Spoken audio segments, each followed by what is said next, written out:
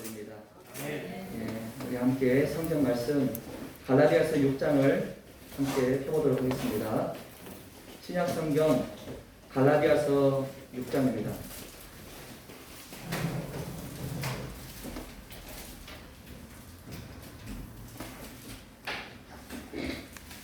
갈라디아서 6장 11절로 18절까지 말씀. 이 서신의 이제 마지막 부분인데요. 갈라디아서 6장 11절로 18절 말씀. 제가 한 절, 우리 성도님들 한 절 읽고 해서 교독해서 11절부터 18절까지 읽어 내려가겠습니다. 제가 먼저 읽습니다. 내 손으로 너희에게 이렇게 큰 글자로 쓴 것을 보라.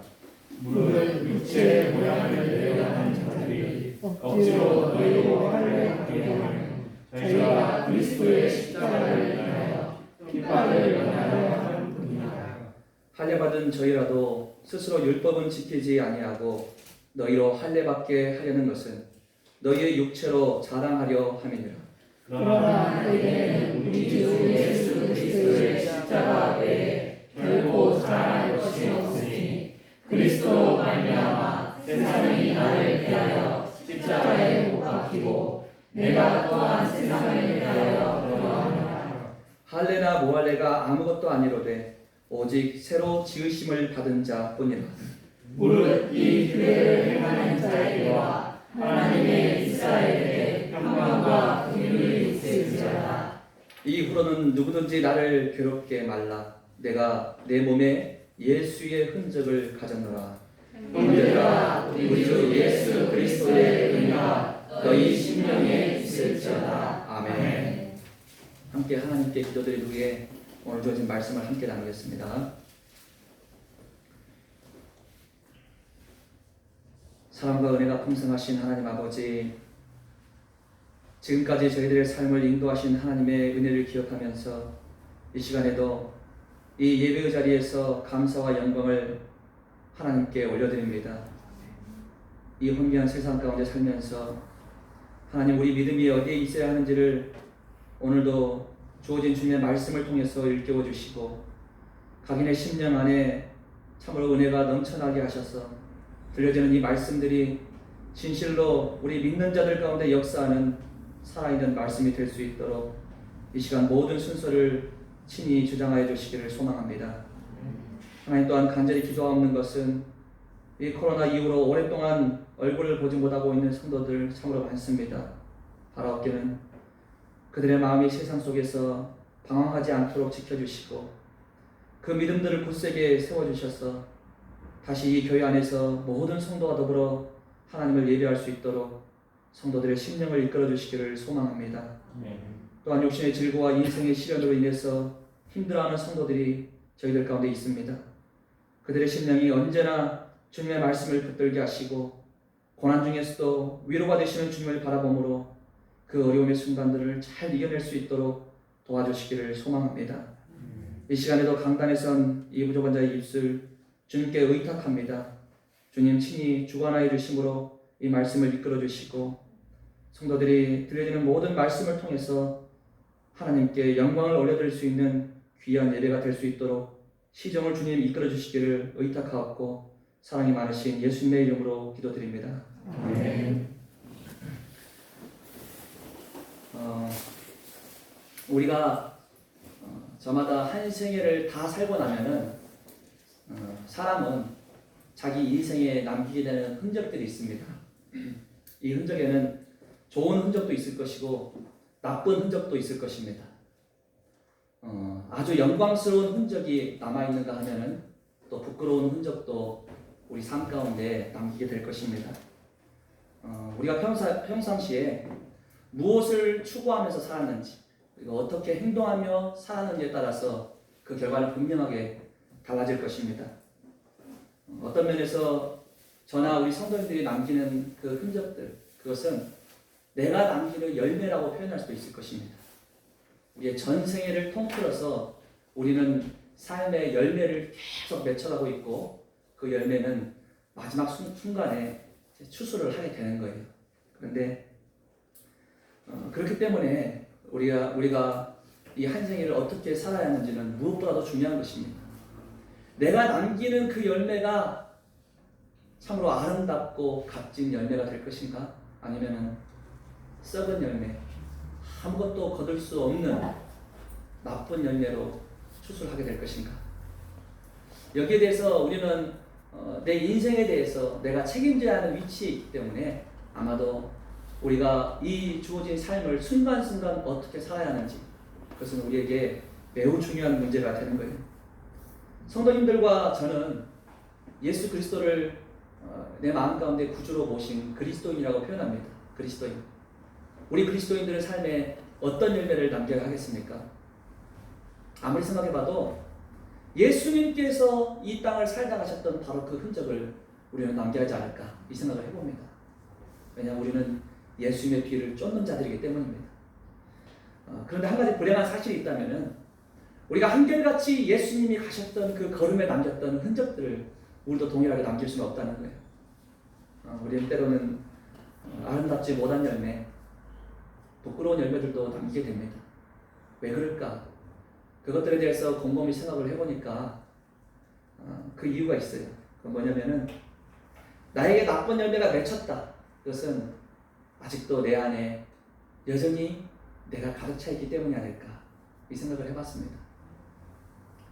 내 안에 예수 그리스도의 형상이 빚어지지 않고 내 안에 여전히 내 자아가 강하게 작용하면 나를 통해서 나오는 열매만 나타날 수밖에 없지 않겠습니까? 내 심령을 내 자신이 지배하고 있고 자기 스스로가 자기 인생을 주도해가는 인생은 결과적으로 육신의 것들만 열매로 남길 수밖에 없습니다. 그러나 내 마음 중심을 예수 그리스도께 의탁하고 예수님이 기뻐하시는 걸음을 함께 걸어 나간다 보면은 자연스럽게 예수님의 그 걸음에 남겼던 열매들, 그 흔적들을 우리도 동일하게 남기게 될 것입니다. 그래서 오늘 이 시간 우리가 주어진 본문 앞에 두고 물어야 할 질문이 여기 있는 것 같아요. 그 질문이 무엇이냐면, 어떻게 하면 우리는 우리의 남은 생애 가운데서 진정으로 예수님을 닮은 그 형상들을 남길 수 있을까? 어떻게 하면 우리의 남은 생애 가운데 흔적이 예수님의 걸음에 남겼던 그 흔적과 동일한 흔적을 남길 수 있을까? 거기에 대해서 스스로에게 질문 한번 던져봤으면 좋겠습니다.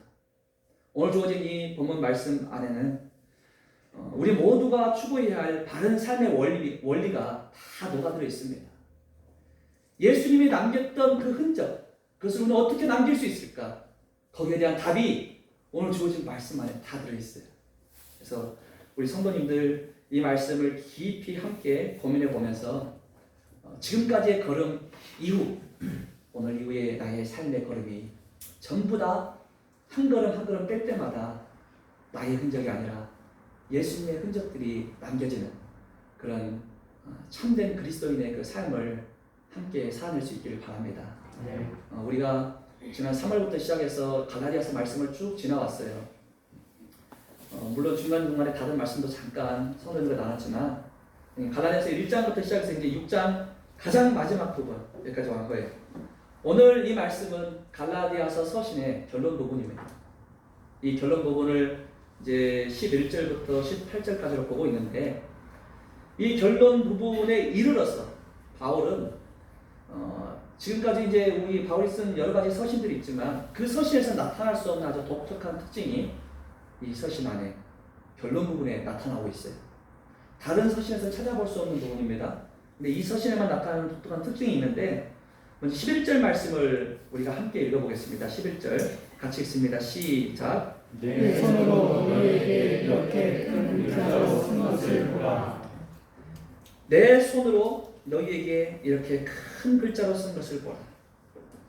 바울이 갈라디아 교회 성도들과 오늘을 사는 우리들에게 마지막으로 던져주고 싶은 메시지를 이제 말하기 시작하는데, 자기 손으로 썼다고 표현하고 큰 글자로 썼다고 표현하고 있습니다. 이제 고대 헬라 사회에서는 글을 쓰는 방식이 두 가지가 있었습니다.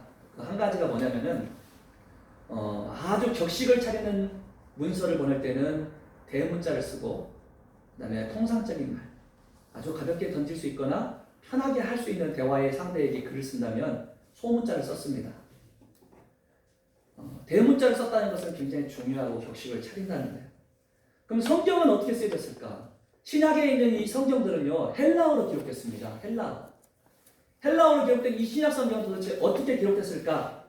우리가 보면은 신약의 헬라 성경들은 다 소문자로 쓰였어요. 격식을 차리지 않았다는 거예요. 왜냐하면은 많은 사람들에게 널리 읽혀져야만 했기 때문에 아주 딱딱한 말로 쓰여지지 않았어요.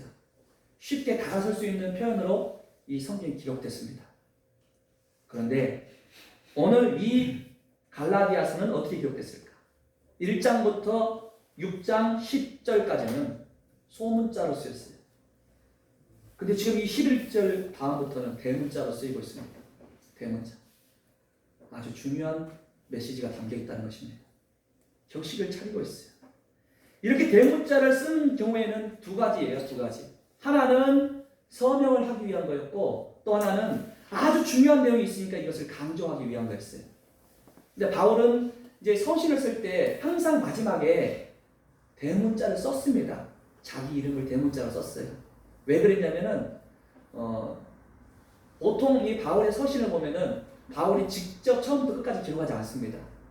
대필자가 있었어요. 대필자. 바울은 말을 해주고 받아 적는 사람이 따로 있었습니다. 그래서 불러주면은 쭉 받아 적고 마지막 부분에 가서 본인의 서명을 했어요. 자기 스스로. 그 서명의 의미가 뭐냐면은 앞에 내가 불러줘가지고 대필자가 쓴 모든 내용은 내가 지금 정확하게 불러준 내용이 사실이다. 그것을 입증하기 위해서 마지막에 서명을 한 거예요. 대문자로. 근데 지금 이 갈라디아서 마지막 부분은 다른 서신을 찾아볼 수 없는 내용이라는 거예요. 뭐냐면 본인 스스로가 큰 글자, 즉 대문자로 썼다고 밝히면서 서명뿐만 아니라 다른 내용을 같이 기록하고 있어요. 그건 뭐냐면은 단지 서명을 위한 그런 측면에서만 한 게 아니고 아주 중요하게 강조하고 싶었던 내용을 지금 자기 스스로 직접 쓴 거예요. 직접. 그 내용이 11절 이하 내용이란 말입니다. 그래서 그가 진짜 강조하고 싶었던 내용은 뭘까? 거기에 대한 핵심 부분이 뭐냐면 17절이에요. 17절. 11절부터 18절까지 중에서 가장 핵심 요절이 17절이에요.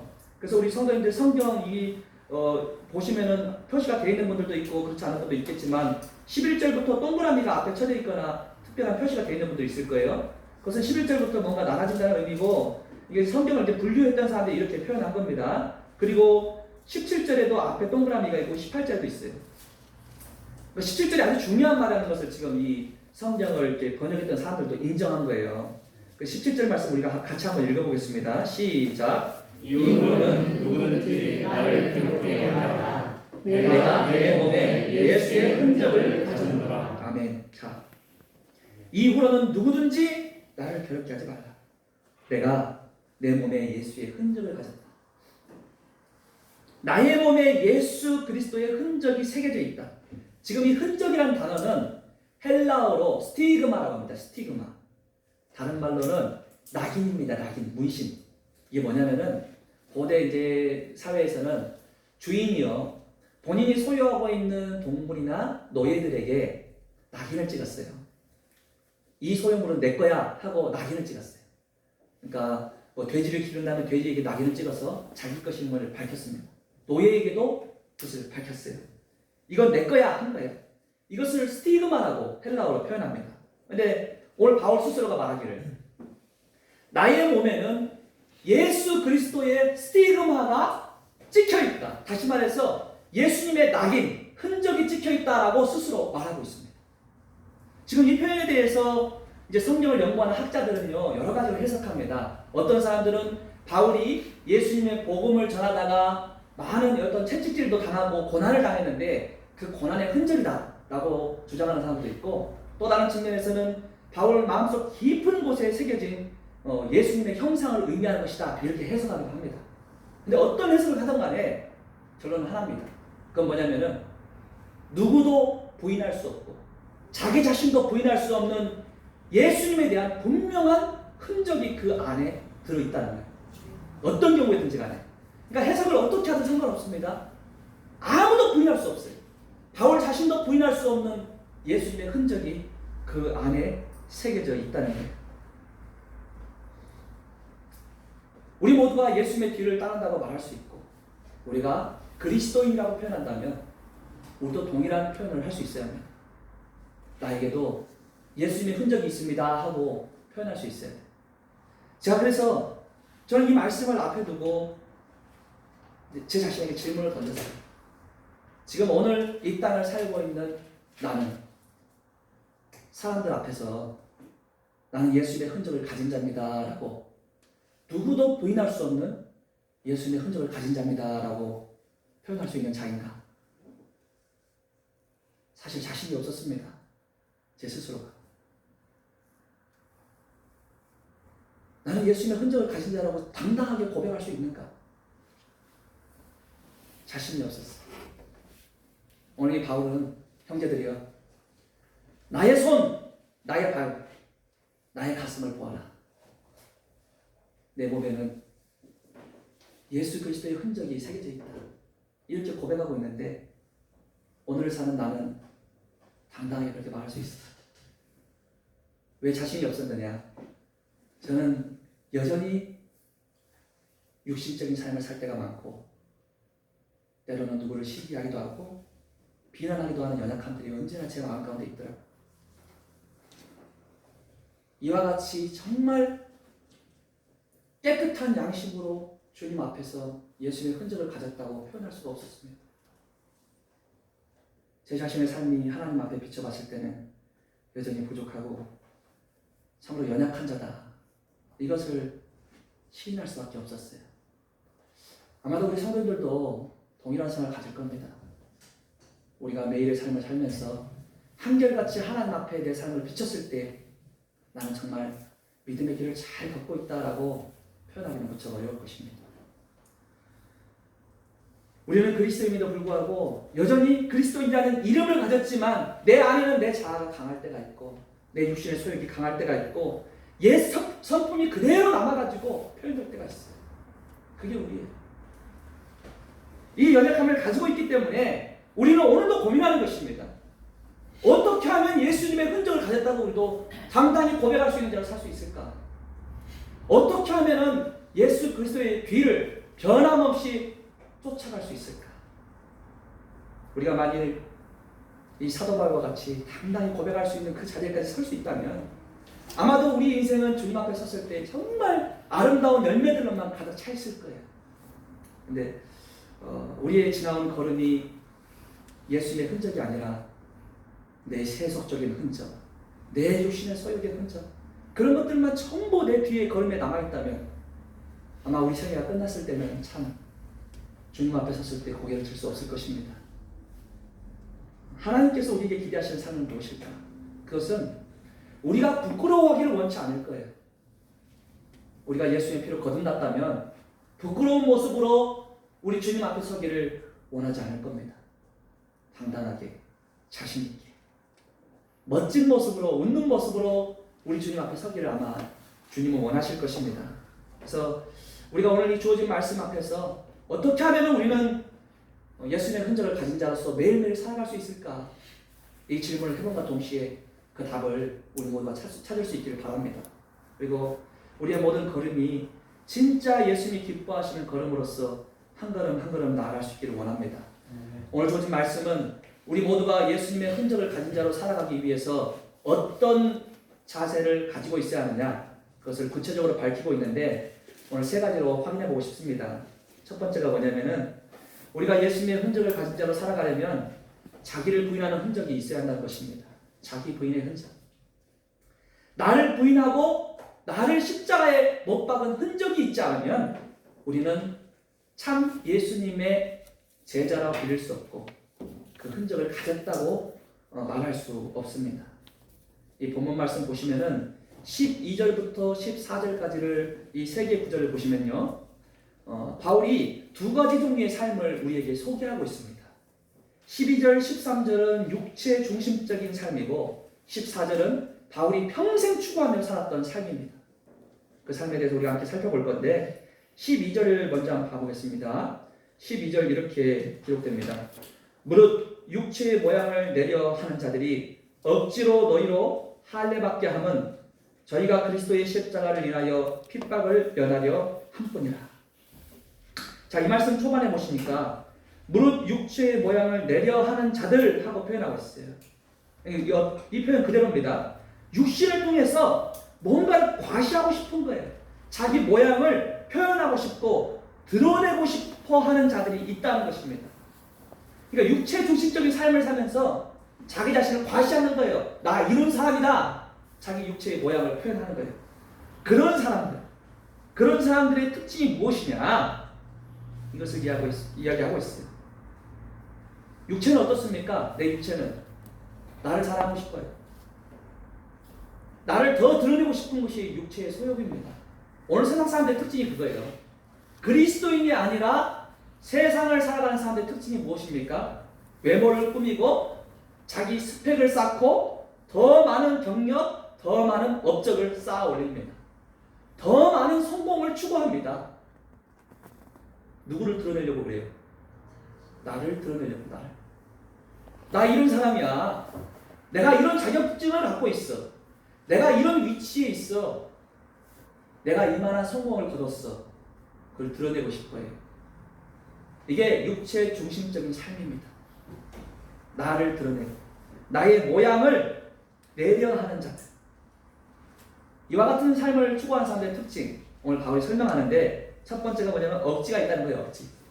이 12절 중반 보니까 물론 육체의 모양을 내려하는 자들이 그 다음 보니까 억지로 그러죠. 억지로 너희로 할례 받게 함은, 할례를 받게 하는데 강요를 해요. 강요.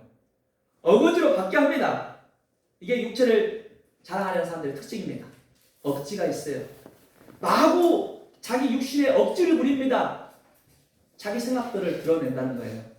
그런데 두 번째 특징이 뭐냐니까 자기 자신의 편리한 대로 살아간다는 거예요. 그 뒤에 나오는데 저희가 그리스도의 십자가를 인하여 핍박을 면하려 한 뿐이라. 지금 이 저희라고 표현하는 이 사람들은 교회 내에 있던 유대주의자들입니다. 제가 앞서도 갈라디아서 이 서신을 나누면서 유대주의자들 설명을 몇 번 했죠. 유대주의자들은 거듭났다고 말하면서 율법적인 삶을 강조하는 사람들입니다. 근데 그 사람들 특징을 보니까 오늘 여기서 이렇게 기록하고 있어요. 저희가 그리스도의 십자가를 인하여 핍박을 면하려 한 뿐이라. 그 앞에 보니까 억지로 할례를 받겠다는 거예요. 한마디로 뭐냐면은 이들은 할례를 강조하는데 이유가 뭐냐? 핍박받지 않기 위해서다. 예수 그리스도를 위해서 고난받기를 싫어합니다. 싫어해요. 내가 예수님 세상에 증거하면서 고난받는 건 당연한 건데 싫어합니다. 그래서 세상에 있는 사람들에게 고난받지 않으려고, 유대인들에게 고난받지 않으려고 할례를 받게끔 해요. 야, 너 할례 받아. 안 받으면 유대인들이 싫어하니까 받아. 그거예요. 세상에 맞춰갑니다. 핍박받기 싫어서 세상에다가 나를 맞춥니다. 나를 맞춰요. 이들의 특징이에요. 그러면서 또 13절 보니까 13절에 할례 받은 저희라도 스스로 율법은 지키지 아니하고 너희로 할례 받게 하려는 것은 너희의 육체로 자랑하려 함이니라. 참 이들의 특징이 특이합니다. 자신들은 율법을 또 완전히 행하지도 않아요. 율법을 지키지도 않아요. 율법을 지키지 않는데 다른 사람에게는 할례를 강요합니다. 그게 뭐냐면은 할례뿐만 아니라 다른 율법도 철저히 지키는 사람들이 아니라는 거예요. 입맛대로. 그들이 주로 핍박하는 부분이 할례였어요. 할례. 그러니까 할례를 받고 핍박을 면하고 율법은 지키지 않아요. 이게 바로 위선적인 삶이고 이중적인 삶입니다. 교회 내에 있으면서도 무언가는 지독하게 억지를 부리면서 강요합니다. 왜 이렇게 안 하냐? 이렇게 해라. 강요해요. 그러나 자기의 모습을 보면요, 자기는 더 안 지켜. 아무것도 안 하고 있어. 안 하고 있는데 남한테는 강요해. 이렇게 살라. 이와 같은 모습이 우리 교회 안에서도 나타날 수가 있어요. 나도 실천하지 못하면서 남들이 그렇게 안 한다고 억지를 부리는 경우가 나타날 수 있다는 것입니다. 이거 오늘 저 자신에게도 해당되고 우리 성도님들 각 사람에게도 해당될 수 있는 부분이에요. 때로는 누군가를 판단하고 싶고 누군가를 못마땅해 할 수 있습니다. 우리 인간은 본인의 마음일 수 있어요. 그런데 나는 편리하게 살면서 내 마음 가운데 맞지 않는 그것을 지적하기만 한다면 오늘 이 유대주의자들과 똑같은 모습이 우리 안에 나타날 수가 있다는 것입니다. 특별히 교회 내에서 신앙생활을 오래 하시는 성도들일수록 이런 모습이 쉽게 나타납니다. 쉽게. 가끔 나타나는 게 아니고 쉽게 나타나요. 교회 내에서 얼만큼의 연륜이 쌓이면은 교회가 이렇게 돌아가는구나 알아요. 그리고 교회에서 이렇게 살아야 하는구나 압니다. 많이 어떤 말씀으로 배움을 받았기 때문에. 그렇기 때문에 그 안목으로 연약한 자들을 더 많이 판단하는 거예요. 왜 저렇게 안 사냐? 왜 이렇게 못하냐? 이런 모습이 나타나면 갈등이 생깁니다. 항상 교회는 고통하게 돼요. 우리의 모습 가운데서는 이런 게 나타나면 안 돼요. 언제나 누군가를 세워주고 격려하고 칭찬해야 합니다. 약한 것이 있으면 나중에 기회를 봐서 조용히 인자한 마음으로 권면해야 돼요. 온유한 마음으로. 이들과 같이 억지를 부리고 육체적인 중심적인 삶을 살고 의시되고 자기를 자랑하고 자기 모양을 드러내고 이런 모습이 우리 가운데서는 절대 나타나서는 안 된다는 것입니다. 그 반면에 14절 말씀을 보시면은 14절을 보면은 바울이 평생 자기의 신앙의 길 가운데서 추구했던 삶의 모습이 기록되어 있어요. 이걸 한번 같이 읽어보겠습니다. 14절 시작. 그러나 너희는 우리 주 예수 그리스도의 십자가 외에 결코 자랑할 것이 없으니 그리스도로 말미암아 세상이 나를 대하여 십자가에 못 박히고 내가 또한 세상을 대하여 그러합니다. 아멘. 나에게는 우리 주 예수 그리스도의 십자가 외에는 결코 자랑할 것이 없다. 이것은요 바울의 선포입니다. 선포. 나는 예수님 십자가 말고 자랑할 것 아무것도 없어요. 바울의 선포입니다. 그런데 성도님들도 잘 아시죠? 바울은요 평생 살아온 그 삶이 자랑할 것 투성이에요. 전부 다. 바울은 좋은 가문 출신이고 당대 최고의 고학력자고 당대 가장 성공한 엘리트 계층입니다. 유대인들 가운데서도 최고로 손꼽히는 사람들이 몇 명 있어요. 한 70명 가량인데 그 사람들을 어떤 공회 회원으로 들어갑니다. 산헤드린 공회라고. 그 회원이었어요. 회원. 유대인 전체 중에서. 그 회원 중에 한 명이 바울이었어요. 이 사람은 한마디로 스펙으로 따져가지고 남들 앞에 자랑할 것만 있는 사람이에요. 자랑할 것만. 그럼에도 불구하고 오늘 이 본문 보시면 바울은 어떻게 합니까? 그 모든 자랑을 전부 다 버려버렸어요. 버리고 딱 하나 자랑거리만 남겨놨어요. 그게 예수님의 십자가. 나에게는 오직 한 가지 자랑거리가 있습니다. 그것은 다름 아닌 예수 그리스도의 십자가입니다. 나는 그것만 자랑하고 있습니다. 그 십자가만이 내 최고의 가치고 가장 영광스러운 것입니다. 바울 스스로 그렇게 간증하고 있습니다. 성도님들, 바울이 어떻게 그렇게 고백할 수 있었을까요? 어떻게 그 모든 자랑을 다 버려버리고 십자가만 자랑하는 사람으로 세워질 수 있었을까요? 그 이유가 하나 있습니다. 그건 뭐냐면 바울 그 자신이 세상에 대하여 죽었기 때문입니다. 세상에 대하여. 오늘 이 부분을 우리가 그래서 마음에 새겨야 돼요. 바울 스스로가 어떻게 간증하느냐? 이 14절 후반부 보시면은 세상이 나를 대하여 십자가에 못 박히고 내가 또한 세상을 대하여 그러하니라. 무슨 말씀입니까? 세상이 나에 대해서 죽었다. 나 또한 세상에 대해서 죽은 자다. 죽어버렸다는 거예요. 오늘 이 땅을 살아가는 사람들 가운데서는 세상 자랑, 세상 성공, 세상 영광 추구하는 사람 많습니다. 그거 붙잡으려고 정신없이 쫓아가는 사람 많아요. 특히 그리스도인들 가운데도 그래요. 세상적으로 뭔가를 추구하고 이뤄내려고 하는 거 많아요. 그것을 잡기 위해서 계속 쫓아갑니다. 신분이 그리스도인인데 세상 것을 바라봐요. 정신없이 그걸 붙잡기 위해서 손을 뻗칩니다. 그걸 이루면 만족합니다. 아, 나 이만큼 왔어. 세상이 추구하는 그 물질의 풍요를 쫓아가는 자들도 있고 때로는 오늘 이 교회 내에 있었던 유대주의자들과 같이 세상의 눈치를 보고 적당히 타협하면서 가는 분들도 있습니다. 세상 사람들의 비난을 받지 않기 위해서 웅크려들고 표현하지 않고 입 다물고 살아가는 분들도 있습니다.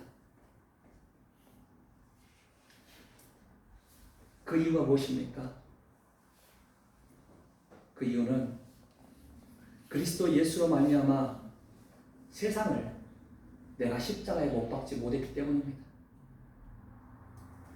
세상을 아직 십자가에 못 박지 못했어요, 내가. 그렇기 때문에 세상 것을 바라보고 세상의 눈치를 봅니다.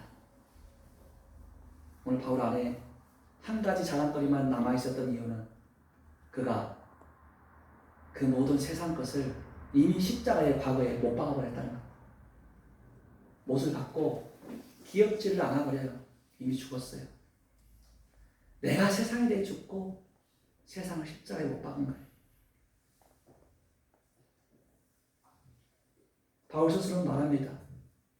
세상에서 가장 귀하고 값진 것이 무엇이냐고 묻는다면 나는 예수 그리스도의 십자가라고 표현할 수 있다. 나는 예수 그리스도의 십자가만을 자랑하며 산다. 그게 간증입니다. 이것이 소위 말하는 자기 부인의 삶입니다. 자기 부인. 나를 드러내고 세상 가운데 내가 육신적으로 목표하는 것을 계속 살아내는 것이 아니라 나를 부인해요. 나는 이미 세상에서 죽어버린 자다. 끝났다. 나는 예수님과 함께 십자가에 이미 못 박혀버렸고 세상을 십자가에 못 박아버렸다. 그것이 바로 자기 부인이에요. 자기 부인. 우리가 그래서 기억해야 할 게 여기 있습니다. 내가 이 땅을 살면서 내 자신이 죽지 않고 내 자신이 여전히 세상을 동경하면 내 삶 가운데서 그리스도의 흔적은 결코 나타날 수 없습니다. 내가 만일에 세상을 십자가에 못 박고 날마다 나를 부인하는 삶을 살면 예수 그리스도는 내 삶에서 주체할 수 없이 표현되고 나타날 것입니다. 내 몸을 통해서 예수님이 드러나고 대화를 통해서도 그리스도의 흔적이 남기게 되고 모든 삶의 현장이 예수님이 기뻐하는 것으로 가득 차게 돼요. 세상을 못 받고 나를 부인합니다. 그러나 그렇지 않으면 여전히 나의 흔적만을 남게 되어 있습니다. 나의 흔적만. 내가 죽으면 그리스도가 살아서 일하시고 내가 살아있으면 그리스도가 역사할 수 있는 공간 자체가 없어져 버리는 것. 이게 바로 우리 신앙인들에게만 나타나는 독특한 역설이에요. 역설. 나를 죽이면 그리스도가 살아나고 내가 드러나면 그리스도는 절대 드러나지 않습니다. 만일에 우리가 진정으로 거듭난 성도라 말할 수 있고 우리에게 한 번 거듭난 순간이 있다고 표현한 자들이라면 우리는 당연히 자기 부인의 삶을 살아야 합니다. 언제나 나를 십자가에 넘기고 세상에서 내가 추구하는 그것들을 언제나 십자가에 또다시 못 박고 못 박는 삶을 살아야 돼요. 우리가 그런 삶을 살아야 합니다. 그럼에도 불구하고 우리가 갈등하는 것은 무엇입니까? 여전히 못 박는 게 쉽지 않다는 거예요. 여전히 내가 드러납니다. 여전히 내가 추구하는 삶의 방향이 있고 나도 모르는 사이에 그걸 쫓아가고 있어요. 그리스도가 드러나는 게 아니고 내가 더 많이 드러나요. 여전히. 이 자기 부인이라는 것 이게 쉽지 않아요. 그래서 우리는 더 많이 주님 앞에 무릎 꿇는 자들이 돼야 돼요. 이게 결코 쉬운 길이 아닙니다. 나를 부인하는 삶 쉬운 길이 아니에요. 어려운 길이에요. 그러나 그 길을 걷기 위해서 주저하면 안 됩니다. 언제나 주님 앞에 기도하고 내가 십자가 앞에 굴복되어지기를 날마다 하나님 앞에 기도하고 살아가야 돼요. 그 자기 부인의 삶은 무엇이냐? 두 가지를 요약할 수 있어요. 첫 번째가 뭐냐면은 내 삶의 결정권 자체를 주님께 넘겨드리는 것입니다. 결정권. 우리는 평생 삶의 모든 결정, 어느 것 하나도 사소한 것이라도 결정을 하며 살아갑니다. 우리 성도님도 오늘 교회 나오셨죠? 교회 나오기로 결정했으니까 나온 거예요. 우리 성도님들이 식사를 한 번 해도 점심을 먹고 싶지 않기로 결정하면 안 먹는 것입니다. 먹기로 결정하면 먹는 거예요. 모든 것이 다 결정. 누군가를 만나기로 며칠 날 만나기로 했습니까? 만나기로 결심한 거예요. 우리의 삶이 모든 것이 다 결심하고 결정하고 그 방향대로 추구하는데 그 모든 결정권을 내가 쥐는 것이 아니라 우리 주님께 의탁하는 것입니다. 이양하는 거예요. 아주 사소한 결정조차도 주님, 나의 이 사소한 결정조차도 주님께 묻고 의탁합니다. 어떻게 하면 좋겠습니까? 한 번 주님께 묻는다면 내 양심 가운데 그리스도인이 해서는 안 될 일에 대해서는 실천하지 않습니다. 주님께 묻는다면, 묻지 않는다면 육신의 소욕대로 바로 살아져 버려요 그냥. 하지만 주님 앞에 무릎 꿇고 어떻게 하는지를 갈등하고 고민하면은 그 심령 안에서 육체의 소욕과 성령의 소욕이 늘 갈등하며 싸우기 때문에 내 자신, 육체가 원하는 것을 이루지 못한다고 이 갈라디아서 5장에서 기록하고 있지 않습니까? 바로 이 주님께 묻는 삶이 그래서 필요한 거예요. 자기 부인의 삶의 첫 번째 뭐냐? 주님께 물어야 돼요. 나의 결정권